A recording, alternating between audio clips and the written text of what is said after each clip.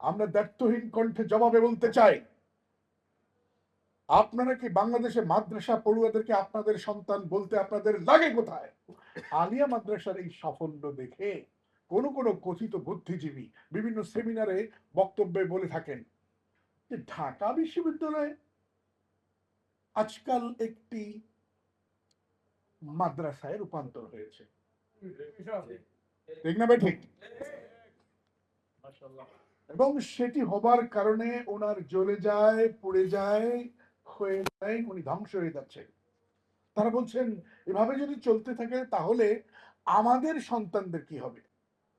আমরা দায়িত্বহীন কণ্ঠে জবাবে বলতে চাই, আপনারা কি বাংলাদেশে মাদ্রাসা পড়ুয়াদেরকে আপনাদের সন্তান বলতে আপনাদের লাগে কোথায়? আমরা কি আপনাদের সন্তান না? আপনাদেরকে তো বাংলাদেশের তথাকথিত বুদ্ধিজীবী হিসেবে বলা হয়।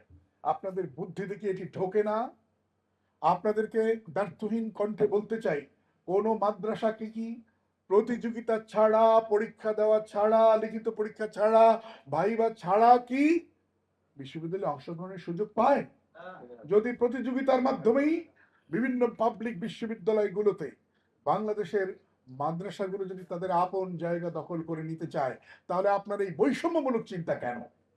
বরং আমরা আপনাদের কাছে জানতে চাই, মাদ্রাসা থেকে পাশ করবার পর বিশ্ববিদ্যালয়ে ভর্তির জন্য প্রায় ৭৫% বিভিন্ন রকম বিভাগকে লক করে দেওয়া হয়েছে।